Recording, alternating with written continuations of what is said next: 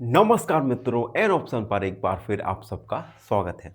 मित्रों, हमारे पास काफ़ी सारे मैसेज आए कि सर हमें हिंदी मीडियम में मैथ क्लासेस लेनी है। तो आप सबकी रिक्वेस्ट को हम एक्सेप्ट करते हैं और एन ऑप्शन आप सबको प्रोवाइड करेगा कक्षा 9, 10, 11, 12 का मैथ हिंदी में। तो ये एक छोटा-सा अपडेट है जो आप सबको मुझे देना था और अब हम इस क्लास पे आते हैं। आज हम कक्षा 10 मैथ का अध्याय नंबर फर्स्ट जिसका नाम है वास्तविक संख्याएँ को अच्छे से समझेंगे कि वास्तविक संख्याएँ होती क्या हैं। इस वीडियो में प्रश्नावली 1.1 का हम ओवरव्यू करने वाले हैं जिसमें हम जानेंगे रियल नंबर्स यानी वास्तविक संख्याओं के बारे में। तो आखिर ये वास्तविक संख्याएं होती क्या हैं? देखो, मैंने ओवरव्यू में हर एक टर्म के आगे इंग्लिश में भी लिखा है क्योंकि आपको हर एक टर्म का कम से कम इंग्लिश में तो पता ही होना चाहिए कि उसे इंग्लिश में क्या कहते हैं, जो आगे चल के आपको काफ़ी ज़्यादा फायदा पहुंचाने वाला है। तो सबसे पहले हम जानेंगे वास्तविक संख्याएं, रियल नंबर्स के बारे में। वे सभी संख्याएं जो संख्या रेखा पर दिखाई देती है वास्तविक संख्याएं कहलाती हैं। आपने संख्या रेखा तो पढ़ा ही होगा इससे पहले क्लासों में। इस संख्या रेखा पर जो भी नंबर्स आपने देखे होंगे, ये सभी नंबर्स वास्तविक संख्याएं रियल नंबर्स कहलाती हैं। उदाहरण के लिए -5, 2, 0, √5, पाई, 2/5 यानी और 0.4, ये सभी वास्तविक संख्याएं हैं। तो आपको वास्तविक संख्याओं का पता चल ही गया। ऐसी संख्याएं जिन्हें हम संख्या रेखा पर दर्शाते हैं उन्हें हम वास्तविक संख्याएं कहते हैं। अब वास्तविक संख्याएं दो प्रकार की होंगी, परमेय रेशनल नंबर या अपरिमेय जिसे हम इरेशनल कहते हैं। अब परमेय संख्या और अपरिमेय संख्या क्या होती हैं, इन्हें हम जानेंगे।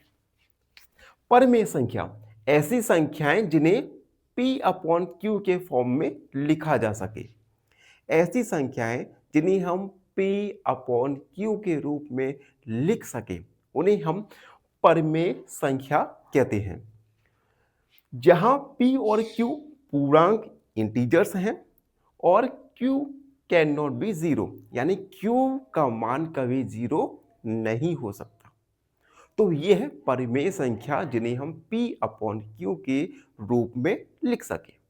उदाहरण के लिए 2/3, 0.75, -5 और 7।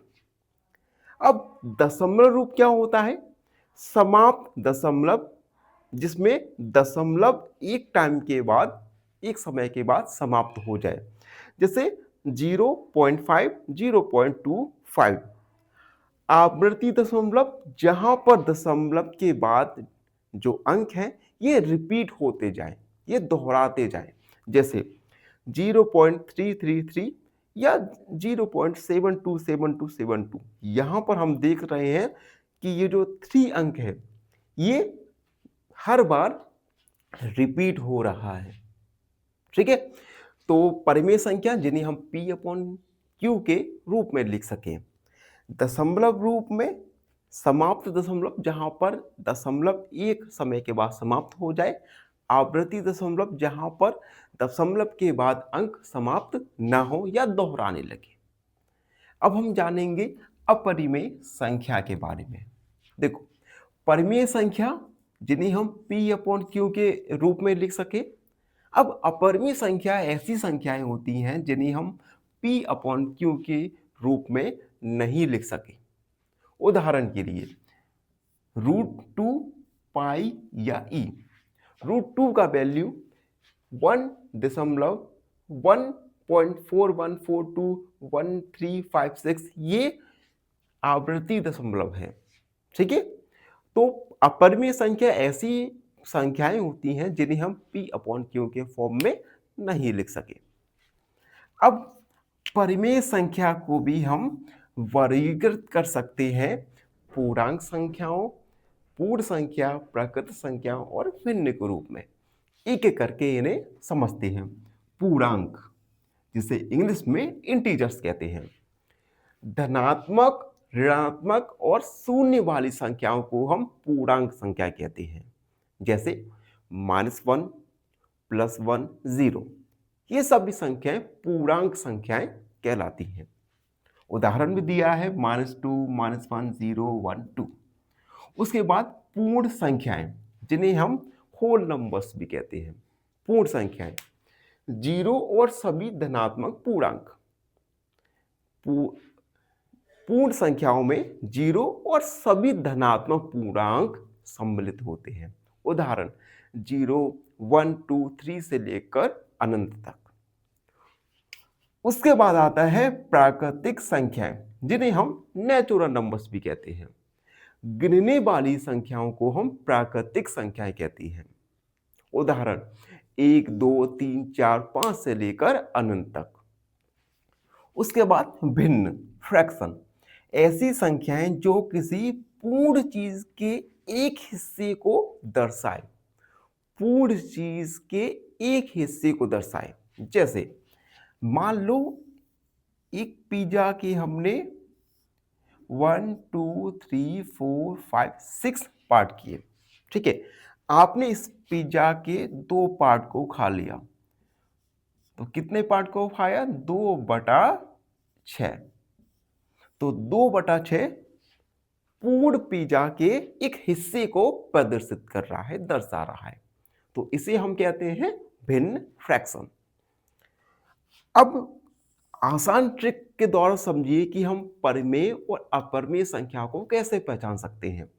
परिमेय संख्या दशमलव समाप्त हो या बार बार दोहराए, या तो दशमलव समाप्त हो जाए या दशमलव के बाद अंक बार बार दोहराने लगे, तो ऐसी संख्याएं परिमेय संख्याएं होती हैं।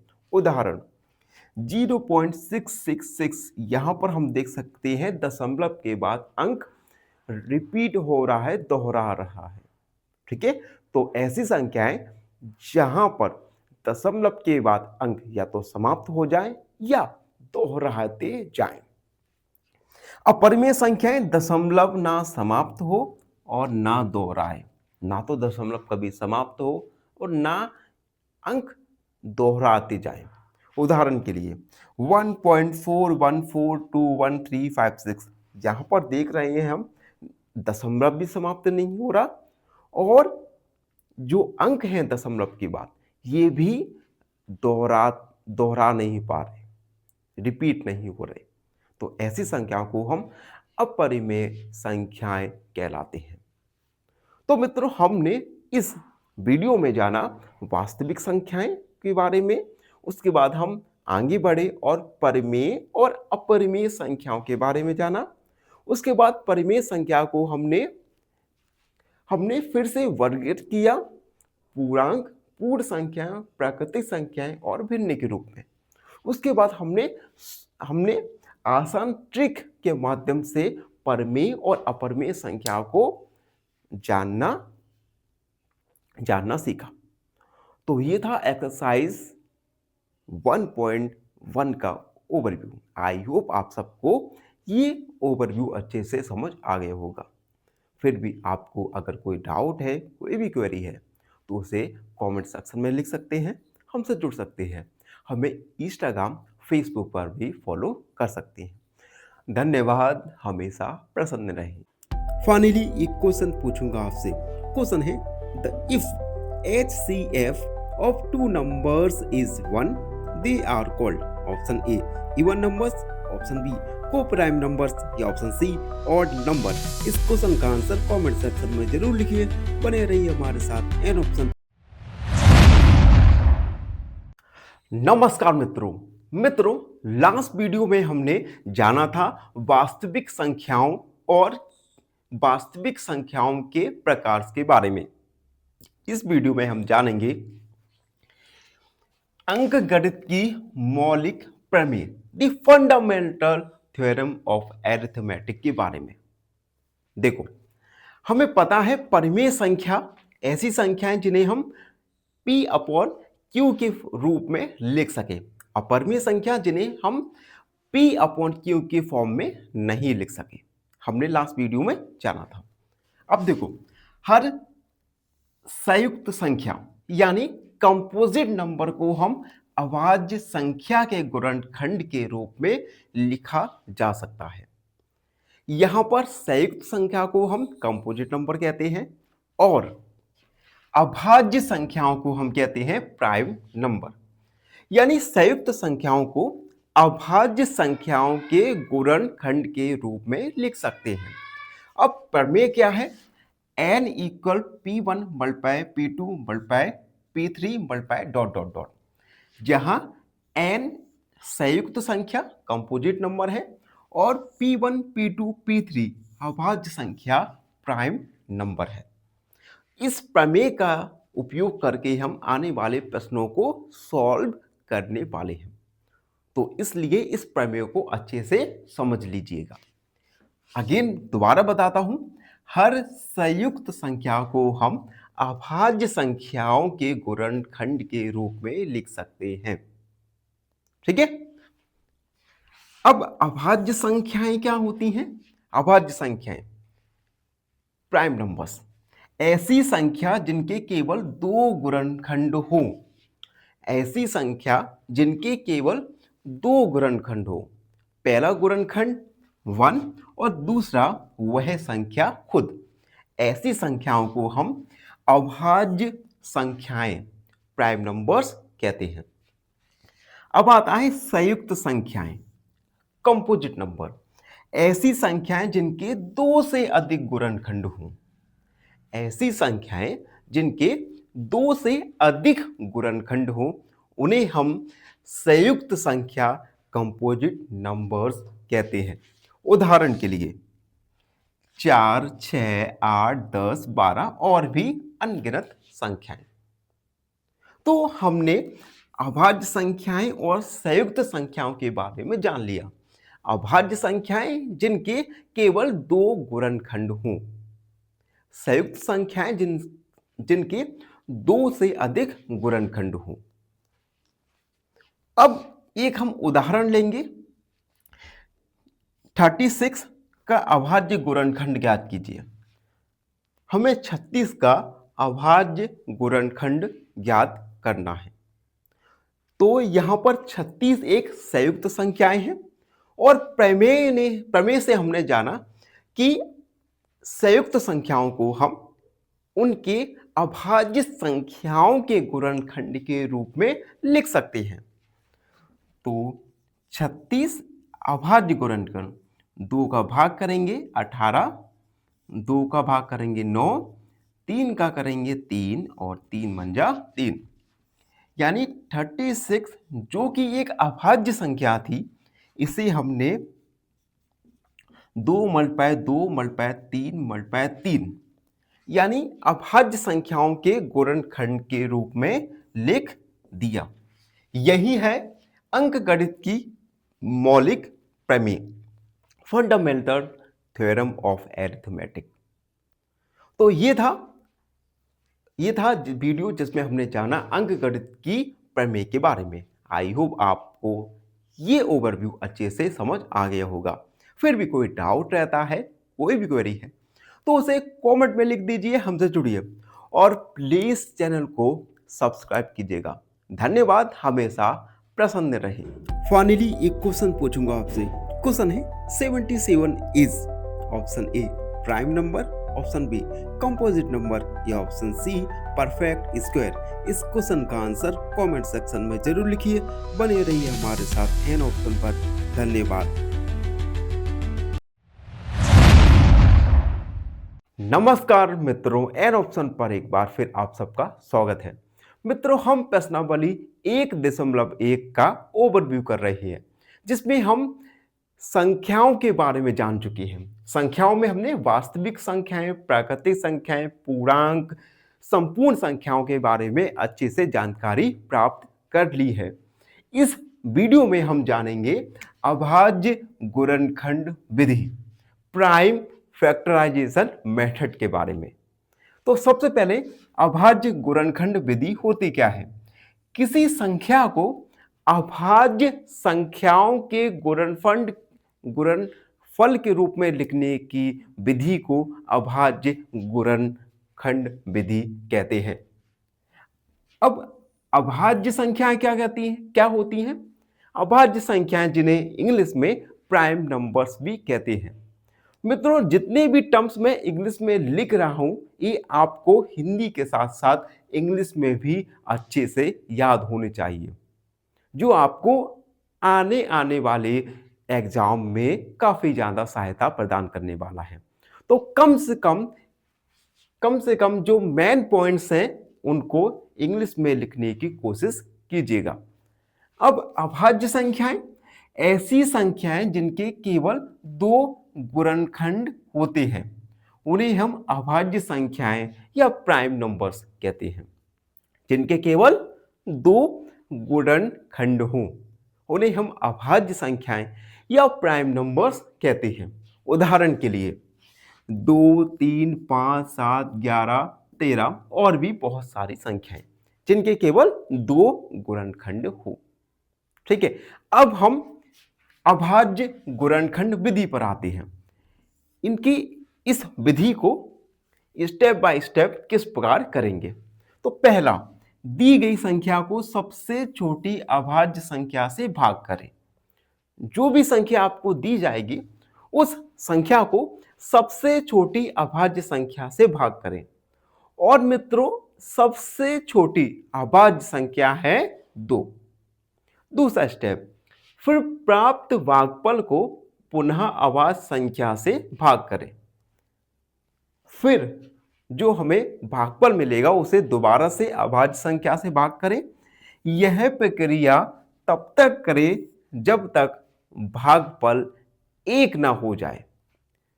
अब देखो, हम एक उदाहरण के द्वारा अभाज्य गुणनखंड विधि को अच्छे से समझेंगे। मान लो हमें 100 का गुणनखंड अभाज्य संख्याओं का गुणनखंड के रूप में लिखना है। तो सबसे पहले सबसे छोटी अभाज्य संख्या 2 से भाग करेंगे तो आएगा 50। फिर से 2 दूनी 4, 2 5 10। अब 2 का भाग नहीं जा रहा, 3 का नहीं जा रहा, 4 का नहीं जा रहा, अब जाएगा 5 का भाग। 5 5 25, 5 एकम 5। तो 100 को हम 2 × 2 5 × 5 के रूप में लिख सकते हैं। यह है अभाज्य गुणनखंड विधि, प्राइम फैक्टराइजेशन मेथड। इस विधि से संबंधित हम प्रश्नों को एक्सरसाइज 1.1 में सॉल्व करेंगे। तो ये था आज का वीडियो जिसमें हमने जाना अभाज्य गुणनखंड विधि के बारे में। आई होप आप सबको अच्छे से समझ आ गया होगा। फिर भी कोई डाउट रहता है, कोई भी क्वेरी है तो उसे कमेंट में लिख दीजिए, हमसे जुड़िए और प्लीज एन ऑप्शन को सब्सक्राइब कीजिएगा। धन्यवाद, हमेशा प्रसन्न रहे। फाइनली एक क्वेश्चन पूछूंगा आपसे। क्वेश्चन है, decimal expansion of 5/16 is option A terminating, option B non terminating recurring या ऑप्शन सी रेस्टर। इस क्वेश्चन का आंसर कमेंट सेक्शन में जरूर लिखिए। बने रहिए हमारे साथ एन ऑप्शन पर। धन्यवाद। नमस्कार मित्रों, एन ऑप्शन पर एक बार फिर आप सबका हार्दिक स्वागत है। मित्रों, आज हम कक्षा 10 का प्रश्नावली 1.1 का प्रश्न 1 को सॉल्व करेंगे। प्रश्न है, निम्नलिखित संख्याओं को अभाज्य गुणनखंडों के गुणनफल के रूप में ज्ञात कीजिए। ठीक है, तो इस क्वेश्चन में 1 2 3 4 5 सब क्वेश्चंस हैं। तो पहला 140, तो 140 के हम अभाज्य गुणनखंड निकालेंगे। ठीक है, तो 140 2 का भाग करेंगे, 2 7 14 0।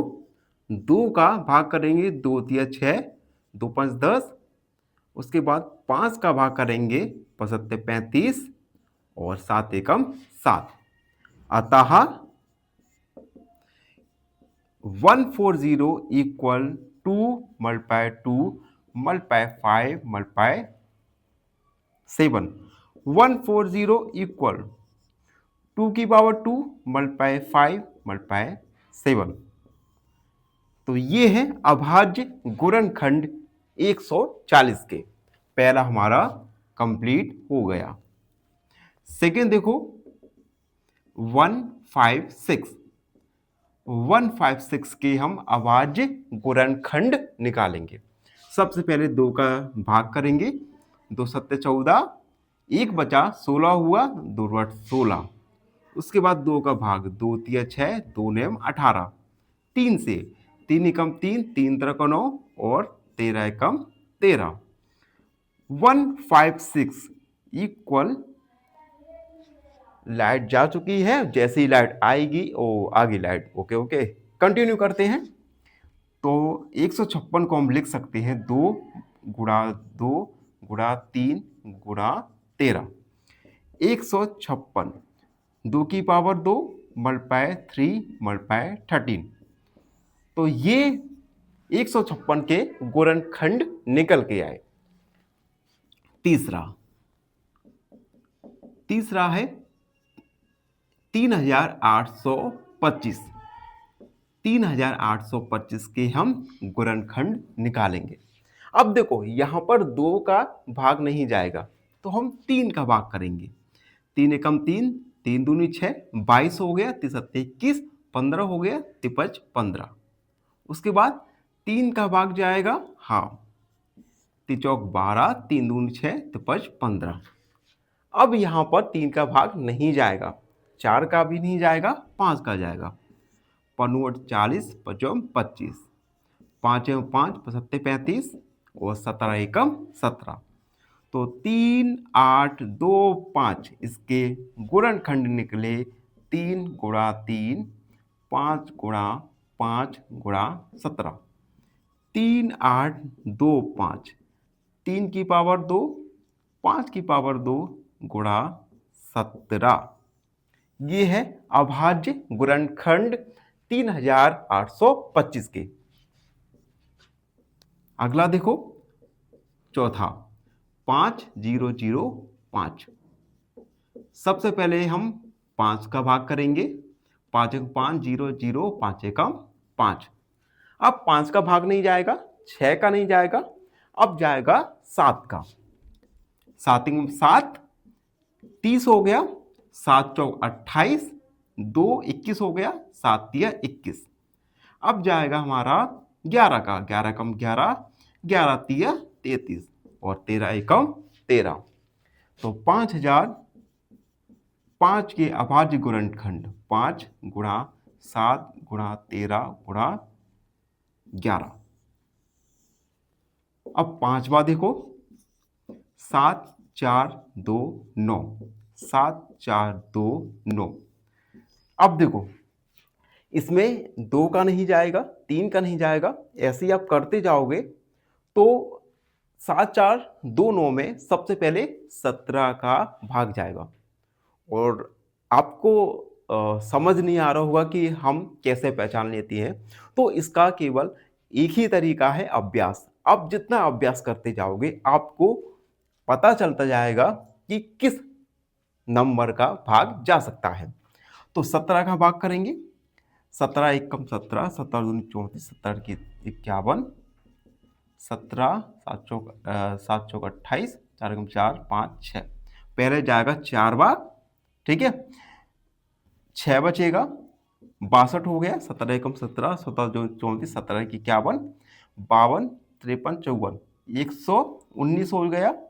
उसके बाद जाएगा हमारा 119, 17 गुणा और 9, 9 7 63, सॉरी 7 7 7 7 एकम 7, 8 9 10 11। फिर जाएगा 7 बार। उसके बाद 18 का नहीं जाएगा, 19 का जाएगा, पहले 2 बार जाएगा और फिर 3 बार, और 23 एकम 23। तो 7419 के अभाज्य गुणनखंड 17 गुणा 19 गुणा 23। तो इस प्रकार से हमने दिए हुए नंबर्स को अभाज्य गुणनखंड के गुणनफल के रूप में लिखें। आई होप आपको इस प्रश्न का हल अच्छे से समझ आ गया होगा। फिर भी कोई आपको डाउट है, कोई भी क्वेरी है, तो बेझिझक होकर उसे कमेंट सेक्शन में लिख दीजिए। फाइनली एक रिक्वेस्ट करूंगा आपसे, जो चैनल पर नए हैं चैनल को लाइक शेयर सब्सक्राइब जरूर कीजिए। धन्यवाद, हमेशा प्रसन्न रहें। फाइनली एक क्वेश्चन पूछूंगा आपसे। क्वेश्चन है the LCM of 48 and 60 is option A 120, option B 180 या ऑप्शन सी 240। इस क्वेश्चन का आंसर कमेंट सेक्शन में जरूर लिखिए। बने रहिए हमारे साथ एन ऑप्शन पर। धन्यवाद। नमस्कार मित्रों, एन ऑप्शन पर एक बार फिर आप सबका स्वागत है।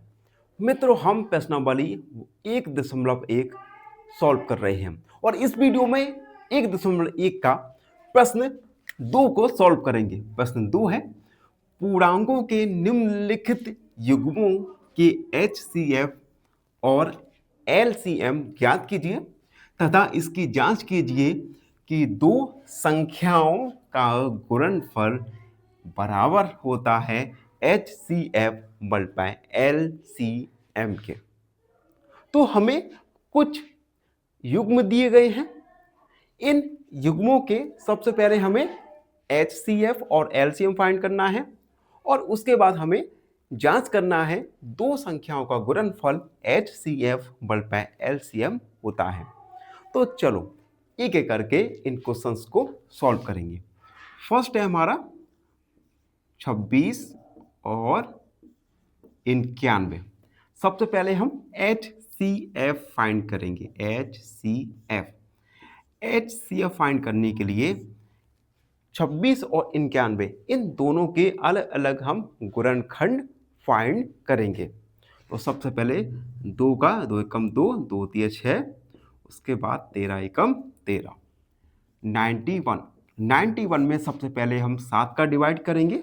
7 का भाग करेंगे तो आएगा 7 एकम 7, 7 तिया 21 और 13 एकम 13।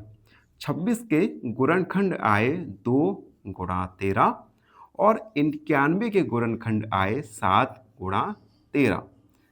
हम देख सकते हैं इन दोनों में 13 एक ऐसा गुणनखंड है जो दोनों में ही कॉमन है। तो हमारा HCF हो जाएगा 13।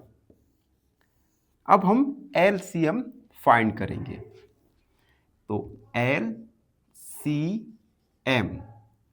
LCM फाइंड करने के लिए, ज्ञात करने के लिए 26 और 91 इन दोनों का एक साथ हम गुणनखंड निकालेंगे। तो सबसे पहले 2 का भाग देंगे। 2 एकम 2, 2 तिया 6, 91 में नहीं जाएगा। उसके बाद हम 7 का भाग 13 में नहीं जाएगा और 7 एकम 7, 7 तिया 21। 13 में 13 एकम 13, 13 एकम 13।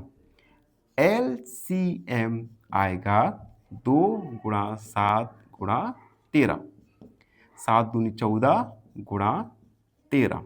तो LCM 14 में हम 13 का गुणा करेंगे तो 4 12, 3 एकम 3 और 1 4, 4 1 2 8 1, 182। अतः HCF निकल के आएगा हमारा 13 और LCM निकल के आया हमारा 182। तो हमने प्रश्न के पहले हिस्से को सॉल्व कर लिया। अब हम क्वेश्चन के दूसरे हिस्से को सॉल्व करेंगे जिसमें हमें जांचना है। तो हम लिखेंगे जांच दो संख्याओं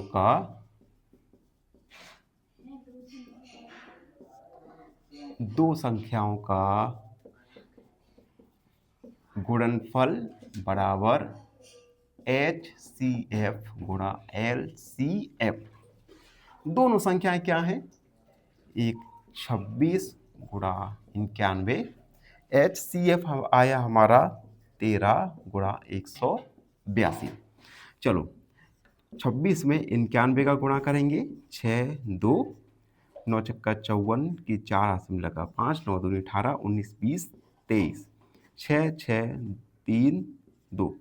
तो ये आया हमारा 2 3 6 6 और 182 में 13 का गुणा करेंगे। 3 दूनी 6, 24, 3 एकम 3, 4 5, 2 8 1 यानी 6 6 8 4 12 और 1 13 और 2 2 3 6 6।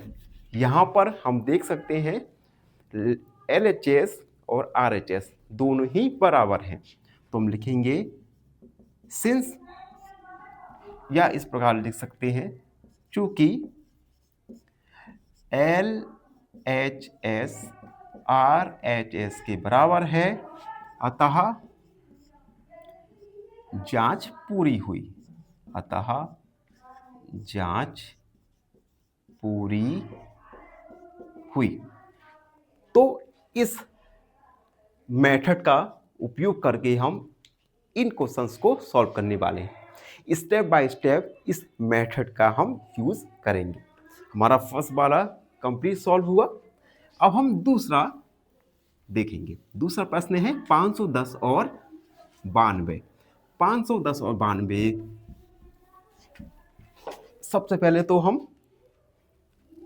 क्वेश्चन को लिखेंगे। 510 और 92, सबसे पहले तो हम HCF फाइंड करेंगे। HCF, तो 510 और 92, सबसे पहले हम 2 का भाग करेंगे। 2 दूनी 4, 2 5 10, 2 5 10, 3 से 3 8 24, 2 5 15, उसके बाद 3 का भाग नहीं जाएगा, 5 का जाएगा। 5 एकम 5, 5 सत्ते 35 और 17 एकम 17।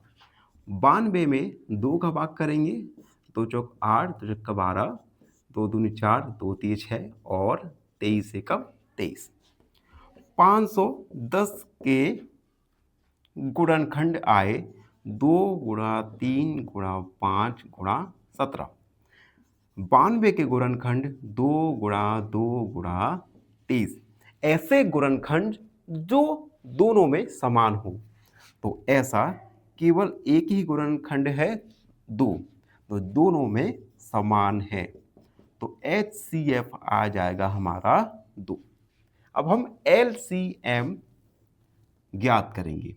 LCM 510 और 92, 2 का भाग करेंगे। 2 दूनी 4, 2 5 10, 2 5 10, 2 चौक 8, 2 छक्का 12। उसके बाद 255 में भाग नहीं जाएगा। 2 दूनी 4, 2 तिया 6। उसके बाद 3 का भाग जाएगा। 3 8 24, 2 5 15। उसके बाद 5 का 5 एकम 5 और 5 सत्ते 35। 17 में 17 का भाग जाएगा और 23 में 23 का भाग जाएगा, तो LCM आएगा 2 गुणा 2 गुणा 3 गुणा 5 गुणा 17 गुणा 23। LCM देखना, 5 तिया 15, 15 दूनी 30, 30 दूनी 60 गुणा 23 में हम 23 में 17 का गुणा करेंगे। 7 21, 7 दूनी 14, 15, 7 दूनी 14, 15 16, 3 2 1 9 3, 391। LCM 60 का हम गुणा करेंगे, तो 0 आ जाएगा पहले। 6 कम 6, 6 नंबर 54 की 4 से और 6 3 18 और 5 19 20 23, तो LCM आएगा हमारा 23,460। तो हम लिखेंगे अतः HCF आया हमारा 2 और LCM आया हमारा 23,460। अब हम प्रश्न के दूसरे हिस्से को हल करेंगे, जिसमें हमें जांचना है। तो हम लिखेंगे जांच। क्या जांचना है? 2 संख्याओं का गुणनफल, संख्याओं का गुणनफल बराबर HCF गुणा LCM। 2 संख्याएं क्या है हमारा? 510 गुणा 92 बराबर HCF हमारा 2, LCM है 23,460। 510 में हम 92 का गुणा करेंगे। 2 एकम 2, 2 5 10, 9 एकम 9, 9 5 45, 0 2 9 6 4, 4 6 9 2 0। अब हम 2 का गुणा करेंगे, 2 छक्का 12, 2 चौक 8 और 1 9, 2 3 6, 2 दूनी 4। यहां पर हम देख सकते हैं लेफ्ट हैंड साइड और राइट हैंड साइड दोनों ही बराबर हैं, तो हम लिखेंगे सिंस लेफ्ट हैंड साइड बराबर है राइट हैंड साइड के, अतः जांच पूरी हुई। तो आप देख सकते हैं इस प्रकार से हमने सेकंड क्वेश्चन को सॉल्व किया। अब जब तक मैं इरेज कर रहा हूं, अगर आप चैनल पर नए हैं तो चैनल को सब्सक्राइब जरूर करें, बेल आइकन दबाइए और हमारे चैनल को इंस्टाग्राम फेसबुक पर फॉलो करना ना भूलें। तो तीसरा हमारा प्रश्न है 336 और 54। सबसे पहले तो हम HCF को फाइंड करेंगे। 336, 2 एकम 2, 2 छक्का 12, 2 8 16, 2 से 2 8 16, 2 चौक 8, 2 से 2 चौक 8, 2 दूनी 4, 2 से 2 दूनी 4, 2 एकम 2, 3 से 3 21, 7 एकम 7। उसके बाद 54, 2 से 2 दूनी 4, 2 7 14, 3 एम 27, 3 तक 9 और 3 एकम 3। 336 के गुणनखंड निकले 2 गुणा 2 गुणा 2 गुणा 2 गुणा 3 गुणा 7 और 54 के गुणनखंड 2 गुणा 3 गुणा 3 गुणा 3। अब हम ऐसे गुणनखंड देखेंगे जो दोनों नंबर्स के गुणनखंड में समान है। तो सबसे पहले 2 और उसके बाद है हमारा 3, तो HCF आ जाएगा हमारा 2 गुणा 3, HCF आ गया हमारा 6। अब हम LCM को फाइंड करेंगे। LCM तो 336 54 एक साथ निकालेंगे गुणनखंड 2 से, 2 एकम 2, 2 का 12, 2 8 16, 2 दूनी 4, 2 7 14, 2 से 2 8 16, 2 चौक 8, 27 में भाग नहीं जाएगा, 2 से 2 चौक 8, 2 दूनी 4, 27 में नहीं जाएगा, 2 से 2 दूनी 4, 2 एकम 2, 27 में भाग नहीं जाएगा। अब 3 का भाग जाएगा, 3 7 21, 3 9 27, 3 से 7 में नहीं जाएगा, 3 तक 9, 3 से 7 में नहीं जाएगा, 3 एकम 3 और 7 एकम 7। तो LCM निकलेगा 2 गुणा 2 गुणा 2 गुणा 2 गुणा 3 गुणा 3 गुणा 3 गुणा 7। ठीक है, सबका मल्टीप्लाई करेंगे, 2 दूनी 4, 4 दूनी 8, 8 दूनी 16, तो ये हुआ हमारा 16। उसके बाद 7 21, 21 21 यहाँ पे करते हैं, 3 तक 9, 9 3 27, 27 में हम 7 का मल्टीप्लाई, 7 7 49, 7 दूनी 14 और 4 18 गुणा 1 8, 189 में हम 16 का गुणा करेंगे। 6 नंबर 54 के 4 हासिल बगा 5 और 6 48, 49 50, 53, 6 कम 6 और 5 11, 9 8 1, 4 2 8 और 9 और 1 10 3। तो LCM आया हमारा 3024, अतः HCF आया हमारा 6, LCM हमारा आया 3024। अब हम प्रश्न के दूसरे हिस्से को सॉल्व करेंगे जिसमें हमें जांचना है, तो हम लिखेंगे जांच। क्या जांचना है? दो संख्याओं का गुणनखंड, दो संख्याओं का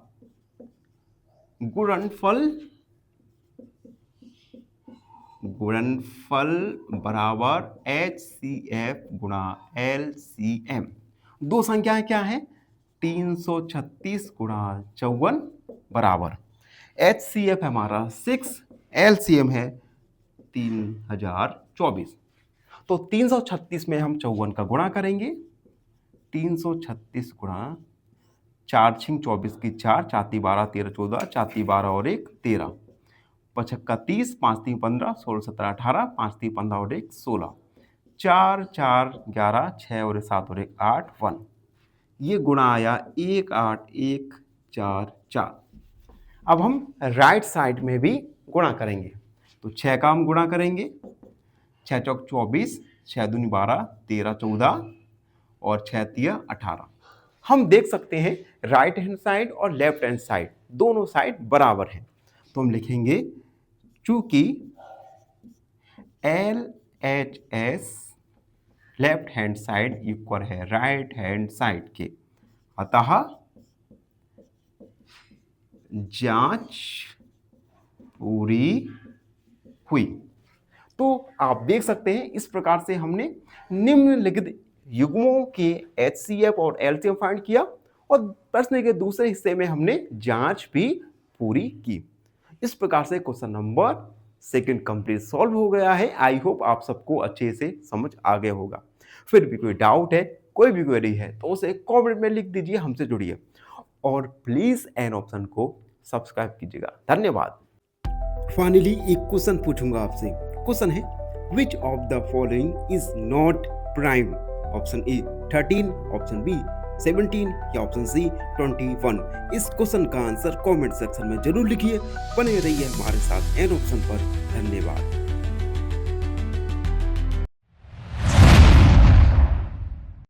नमस्कार, एन ऑप्शन पर एक बार फिर आप सबका स्वागत है। मित्रों, हम प्रश्नावली 1.1 को सॉल्व कर रहे हैं और इस वीडियो में 1.1 का क्वेश्चन नंबर 3 को सॉल्व करने वाले हैं। क्वेश्चन नंबर 3 अगर एग्जाम की दृष्टि से देखें तो एक अच्छा क्वेश्चन बन जाता है। तो इस क्वेश्चन को हम अच्छे से सॉल्व करेंगे। क्वेश्चन है अभाज्य गुणनखंड विधि द्वारा निम्नलिखित पूर्णांकों के LCM और HCF ज्ञात कीजिए। कुछ हमें पूर्णांक दिए गए हैं। इन पूर्णांकों के LCM और HCF को हमें अभाज्य गुणनखंड विधि द्वारा ज्ञात करना है। अभाज्य गुणनखंड विधि जिसे हमने प्रश्नावली 1.1 के ओवरव्यू में अच्छे से जान लिया है। तो जिसने ओवरव्यू नहीं देखा तो सबसे पहले ओवरव्यू को देखिए और जानिए कि अभाज्य गुणनखंड विधि होती क्या है। तो पहला प्रश्न है 12, 15 और 21। सबसे पहले हम LCM ज्ञात करेंगे। तो 12, 15 और 21, 2 का भाग जाएगा 12 में 6 बार, 15 में नहीं जाएगा, 21 में नहीं जाएगा। 2 तिया 6, 15 में नहीं जाएगा, 21 में भी नहीं जाएगा। अब 3 का भाग, 3 एकम 3, 3 15, 3 21। अब 5 और 7 में 3 का भाग तो नहीं जाएगा, तो हम 5 का भाग करेंगे जो कि 5 एकम 5 में चला जाएगा। उसके बाद 7 का भाग, 7 एकम 7। LCM आएगा 2 गुणा 2 गुणा 3 गुणा 5 गुणा 7। चलो गुणा करते हैं। 5 × 15, 15 दूनी 30, 30 दूनी 60 गुणा 7। LCM आ जाएगा 7 6 42 यानी 420। LCM आ गया हमारा 420। अब हम HCF को फाइंड करेंगे। तो 12, 2 चक्का 12, 2 तिया 6 और 3 एकम 3। उसके बाद अगला नंबर है 15, 3 का भाग 3 5 15 और 5 एकम 5। अगला नंबर 21, 3 से 7 21, 7 एकम 7। तो 12 के गुणनखंड हैं 2 गुणा 2 गुणा 3, 15 के गुणनखंड हैं 3 गुणा 5 और 21 के गुणनखंड हैं 3 गुणा 7। अब ऐसे गुणनखंड जो तीनों में समान हो, तो ऐसा केवल एक ही गुणनखंड है जो तीनों गुणनखंडों में समान है। तो HCF आ जाएगा हमारा 3। अतः LCM 420 और HCF आया हमारा 3। तो इस प्रकार से हम अभाज्य गुणनखंड विधि द्वारा निम्नलिखित पूर्णांकों के LCM और HCF को ज्ञात कर सकते हैं। पहला हमारा कंप्लीट सॉल्व हो चुका है। सेकंड वाला देखिए, जिसमें हमें 17, 23 और 29 के LCM और HCF को फाइंड करना है।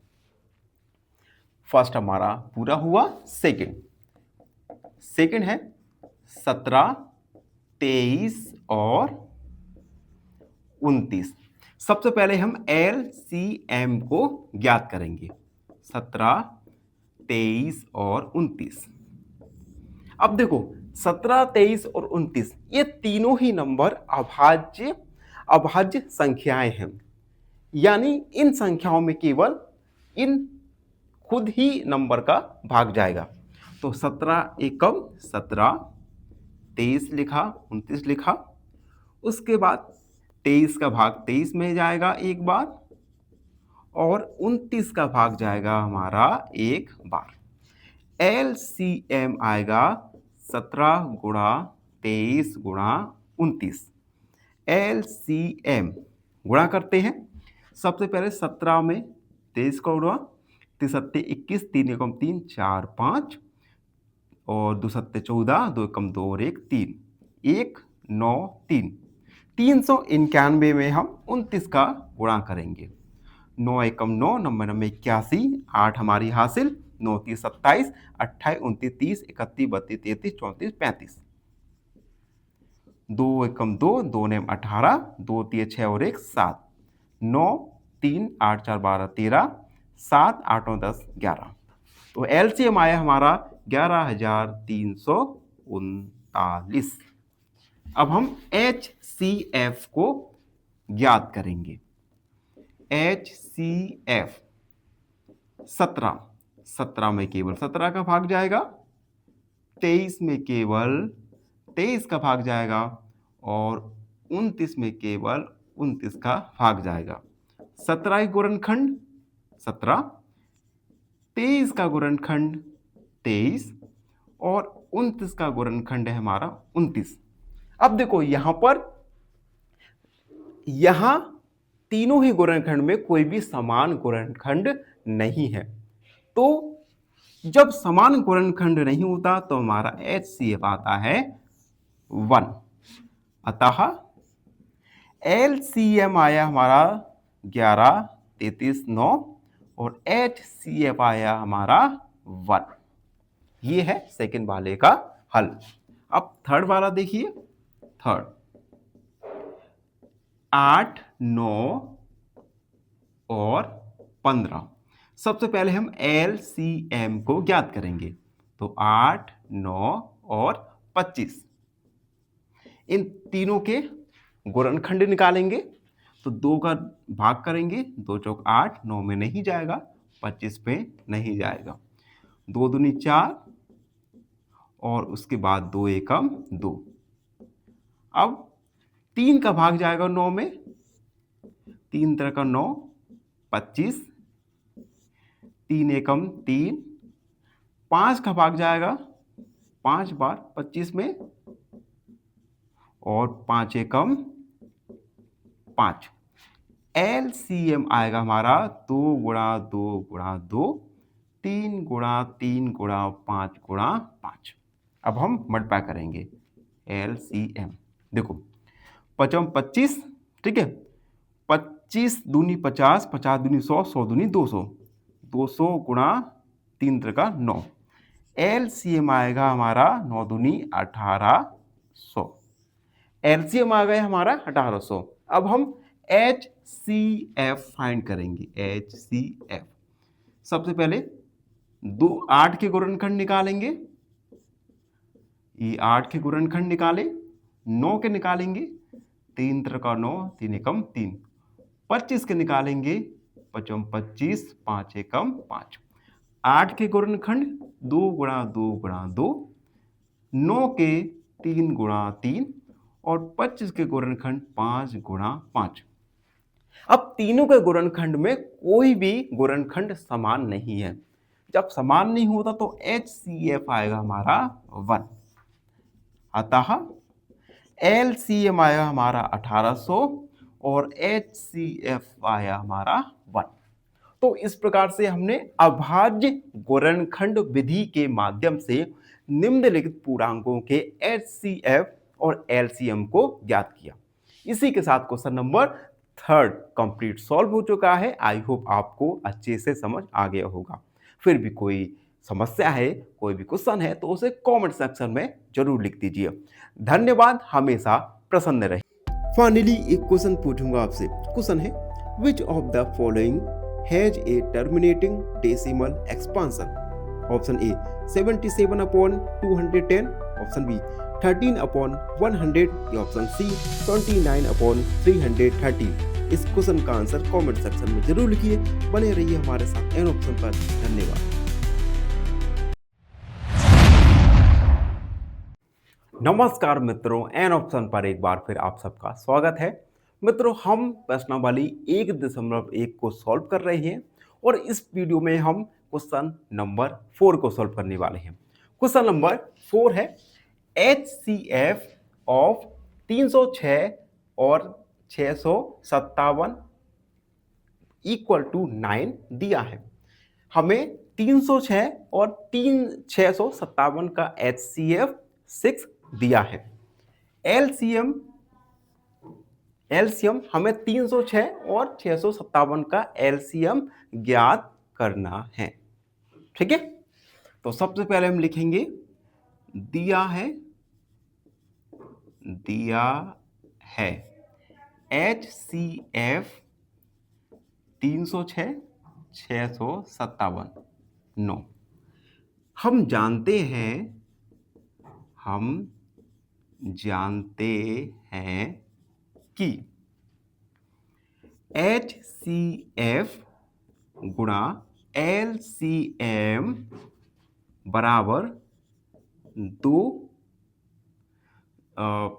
दो पूर्णांकों का गुणनखंड या दो संख्याओं का गुणनफल। HCF हमें 9 दिया है, LCM हमें ज्ञात करना है, दो संख्याओं का गुणनफल 306 गुणा 657। अब हम 9 का हम भाग करेंगे। LCM बराबर 306 गुणा 657 और अपॉन में 9 एकम 9, 9 दूनी 18, 9 3 27 और 9 चौक 36। LCM 34 गुणा 657। 657 में हम 34 का गुणा करेंगे। 4 7 28, 4 5 20, 21 22, 4 6 24, 25 26, 3 7 21, 3 5 15, 16 17, 3 6 18 और 1 19, 8 3 6 6 12 13, 9 10 11 12 2। तो LCM हमारा आया 2 2 3 3 8। अतः LCM 306 और 657 का आया 22,338। तो इस प्रकार से प्रश्न नंबर 4 में हमने LCM ज्ञात किया। आई होप आपको इस प्रश्न का सॉल्यूशन अच्छे से समझ आ गया होगा। फिर भी कोई भी आपको डाउट है, कोई भी क्वेरी है तो उसे कमेंट में लिख दीजिए, हमसे जुड़िए और प्लीज सब्सक्राइब एन ऑप्शन। धन्यवाद, हमेशा प्रसन्न रहे। फाइनली एक क्वेश्चन पूछूंगा आपसे। क्वेश्चन है, if HCF of 306 and 657 is 9, then LCM of 306 and 657 is option A 22338, option B 2134384 या ऑप्शन C 20412। इस क्वेश्चन का आंसर कमेंट सेक्शन में जरूर लिखिए। बने रहिए हमारे साथ एन ऑप्शन पर। धन्यवाद। नमस्कार मित्रों, एन ऑप्शन पर एक बार फिर आप सबका स्वागत है। मित्रों, हम प्रश्नावली 1.1 को सॉल्व कर रहे हैं और इस वीडियो में 1.1 का प्रश्न 5 को हल करने वाले हैं। अब वीडियो को आगे बढ़ाने से पहले आप सबसे एग्जाम के रिलेटेड कुछ बताना चाहता हूं। मित्रों देखो, एग्जाम में अभी आपके लगभग 10 महीने बाकी हैं और हमारा हमारा पूरा फोकस रहेगा कि आपको हर एक एक्सरसाइज का हर एक क्वेश्चन अच्छे से एक्सप्लेन किया जाए, अच्छे से उसे आपके दिमाग में फिट कर दिया जाए। उसके लिए आप और हमको कोऑर्डिनेशन के साथ काम करना होगा। जितनी भी वीडियो मैं अपलोड कर रहा हूं उतना आपको कवर करना है, साथ में कवर करना है और उनका रिवाइज करते जाना है। ऐसा नहीं है कि आप सोचो कि एक साथ में हम पूरा का पूरा रिवाइज कर लेंगे। ऐसा होगा तो लोड आपके ऊपर काफ़ी ज़्यादा हो जाएगा और आपका मन उस समय उलझन में हो जाएगा कि हम इतना सारा कवर एक साथ कैसे करें। तो आपको बस धीरे धीरे धीरे चलते रहना है और एग्ज़ाम की प्रिपरेशन करते जाना है। अब हम इस वीडियो पर आते हैं। क्वेश्चन 5 है, जांच कीजिए कि क्या किसी प्राकृत संख्या यानी नेचुरल नंबर्स n के लिए 6 की पावर n 0 पर समाप्त हो सकती है या नहीं। हमें जांच करना है। ठीक है, तो सबसे पहले तो हम लिखेंगे 6 की सॉल्यूशन भी लिख ले रहे, 6 की पावर n। देखो, उसके पहले वो समझो, अगर कोई नंबर है, जैसे मान लिया हमने 10 0 पर समाप्त हो रही है, तो 10 में 10 का भाग जाएगा। अगर कोई नंबर, ये को नंबर ले लो 100, एंड कहां पे हो रहा है 0, यहां पर भी 10 का भाग जा रहा है। यानी कोई भी संख्या 0 पर समाप्त हो रही है उस संख्या में 10 का भाग जाएगा। तो हम लिखेंगे यदि कोई संख्या 0 पर समाप्त होती है तो उस संख्या में 10 का भाग जाएगा। यदि दूसरे शब्दों में कहें तो दूसरे शब्दों में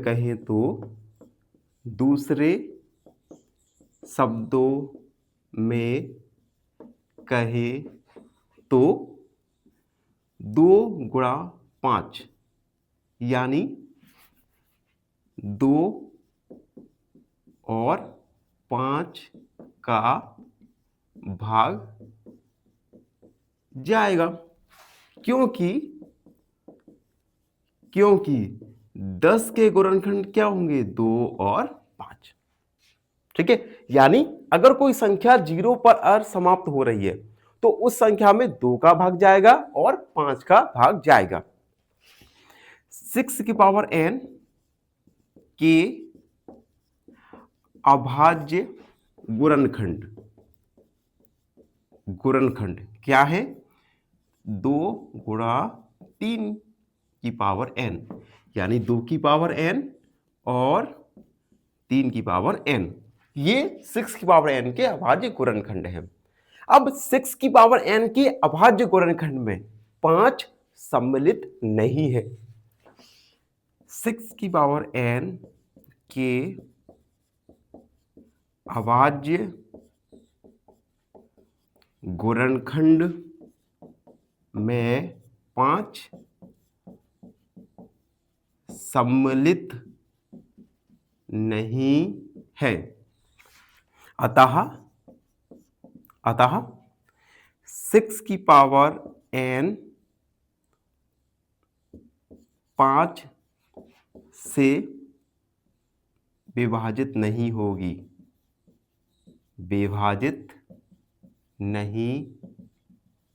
होगी। अतः अतः किसी प्राकृत संख्या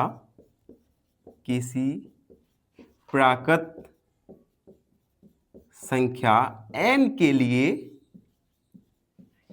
लिए संख्या 6 की पावर n 0 पर समाप्त नहीं हो सकती है। अगर 6 की पावर n के अभाज्य गुणनखंड में 5 सम्मिलित नहीं है, इट मीन्स 5 का भाग नहीं जाएगा 6 की पावर n में। इट मीन्स किसी प्राकृत संख्या n के लिए 6 की पावर n 0 पर समाप्त नहीं हो सकती। तो इस प्रकार से हमने इस क्वेश्चन में जांच की। अब देखो, इस क्वेश्चन में थ्योरेटिकल पोर्शन ज्यादा है, तो इस थ्योरेटिकल पोर्शन को आप 2-4 बार जब लिख लोगे तब ये आपके मन में आसानी से फिट हो जाएगा और आपको मेमोराइज हो जाएगा। तो कोई शॉर्टकट नहीं आपको अपनाना है, अभी आपके पास इनफ टाइम है, कोई भी शॉर्टकट नहीं, आपको बस धीरे धीरे धीरे कंसिस्टेंसी के साथ अपने काम को, डेली के काम को करते जाना है। ठीक है, इसी के साथ आज का वीडियो यहीं पे कंप्लीट हुआ। आई होप आप सबको अच्छे से समझ आ गया होगा। अगर आपको कोई डाउट है, कोई क्वेरी है, तो उसे कमेंट में लिख दीजिए, हमसे जुड़िए और प्लीज एन ऑप्शन को सब्सक्राइब करें। धन्यवाद हमेशा। फाइनली एक क्वेश्चन पूछूंगा आपसे। क्वेश्चन है the HCF of 867 and 255 is option A 51, option B 17 या ऑप्शन सी 34। इस क्वेश्चन का आंसर कमेंट सेक्शन में जरूर लिखिए। बने रहिए हमारे साथ एन ऑप्शन पर। धन्यवाद।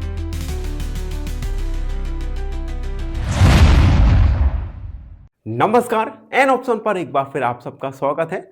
आज प्रश्नावली 1.1 का प्रश्न 6 को सॉल्व करने वाले हैं।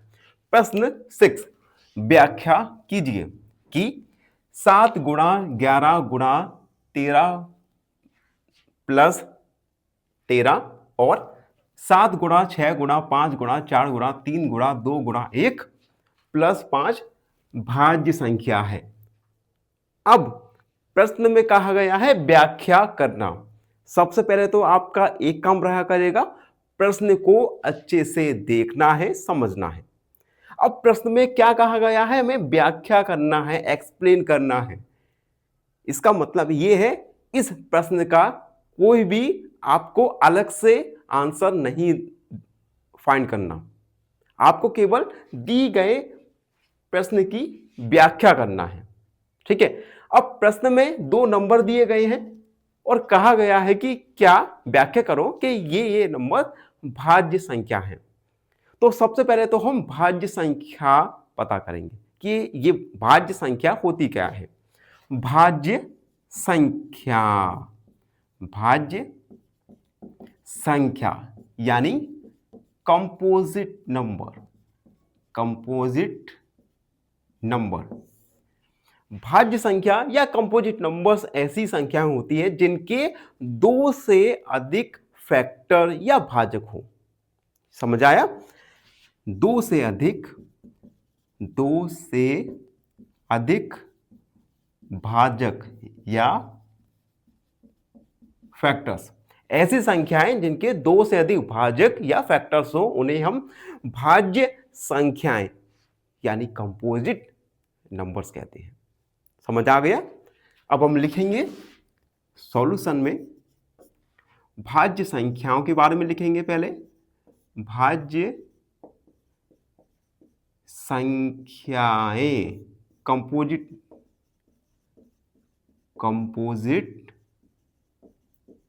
नंबर्स। हमें थोड़ा इंग्लिश के टर्म भी याद होने चाहिए जिससे आपको जब आप कोई कंपटीशन की तैयारी करोगे ना, तो आपको इंग्लिश के टर्म बहुत ज़्यादा फायदा पहुंचाने वाले हैं। तो कम से कम इंग्लिश के टर्म तो याद होने ही चाहिए। भाज्य संख्याएं कंपोजिट नंबर्स जिनके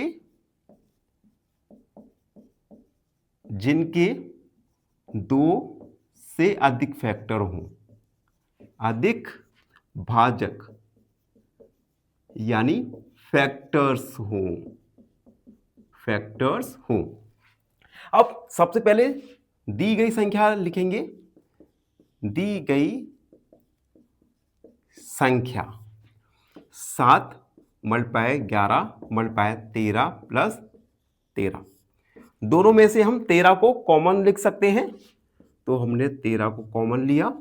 7 गुणा 11 और प्लस 1, 13। 7 का गुणा करें 11 में, 77 प्लस 1, 13 गुणा 78। अब देखो, और आपको एक भी पता होगा कि 1 तो भाजक होता ही है किसी भी नंबर का, तो हमने 1 भी लिख दिया। अब हम लिखेंगे दी गई संख्या के 2 से अधिक भाजक या कहें फैक्टर्स हैं। अतः यह एक भाज्य संख्या है। यह एक भाज्य संख्या है। अब दूसरी संख्या को लिखेंगे, दूसरी दी गई संख्या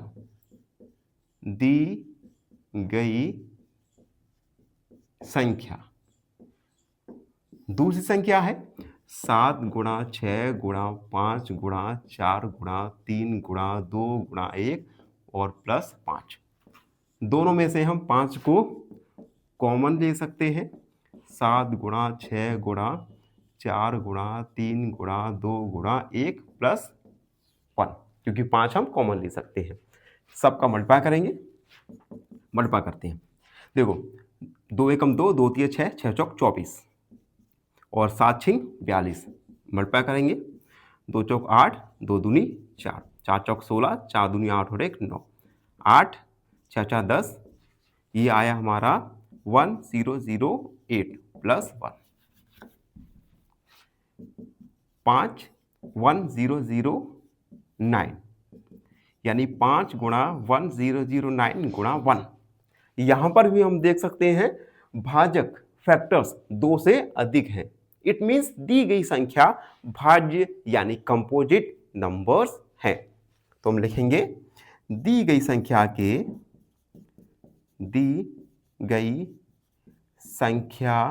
के 2 से अधिक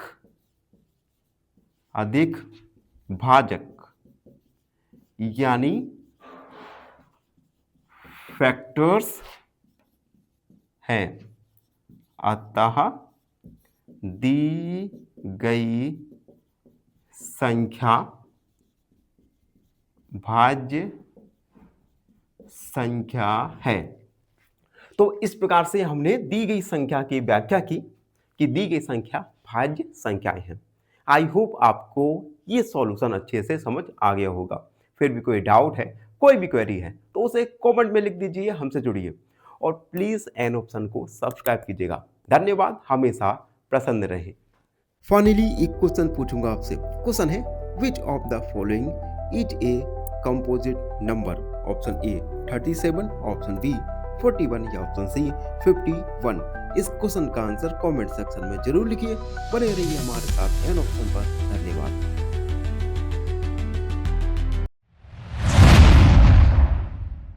नमस्कार, एन ऑप्शन पर एक बार फिर आप सबका स्वागत है। मित्रों, आज हम प्रश्नावली 1.1 का प्रश्न नंबर 7 को सॉल्व करने वाले हैं।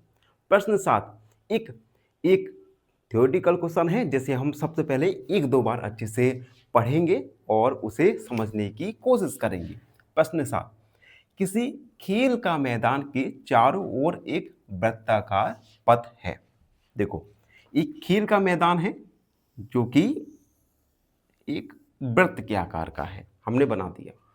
इस मैदान का एक चक्कर लगाने में सोनिया को 18 मिनट लगते हैं।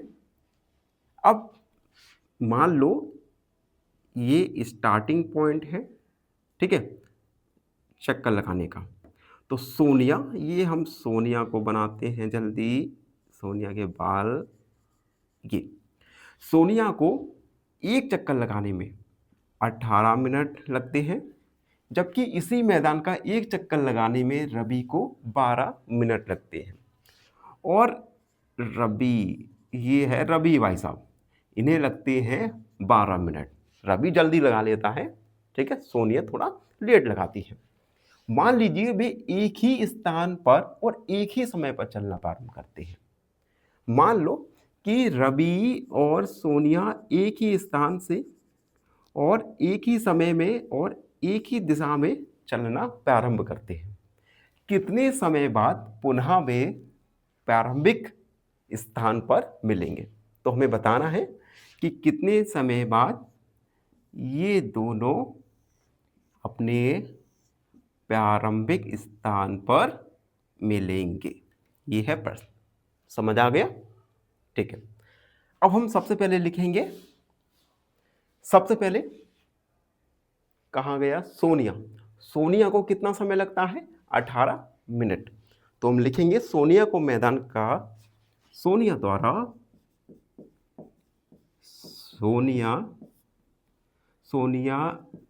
द्वारा एक चक्कर, मैदान का एक चक्कर, मैदान का एक चक्कर लगाने में लगा समय कितना है? 18 मिनट। रवि द्वारा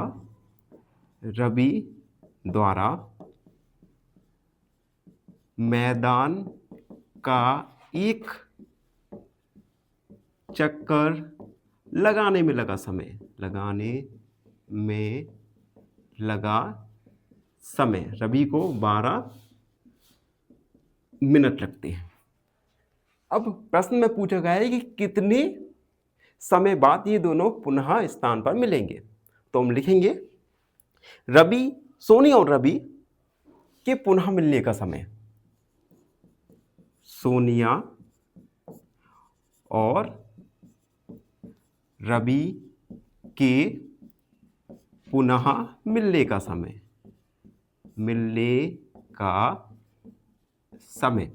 दोनों के पुनः मिलने का समय क्या होगा? अगर हम 18 और 12 का एलसीएम निकालें तो हम लिखेंगे एलसीएम ऑफ 18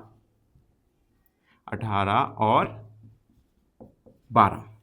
तो एलसीएम निकालेंगे 18 और 12 का, 2 से 2 में 18, 2 छक्का 12, 2 तिया 6, 3 तरका 9, 3 एकम 3 और 3 एकम 3।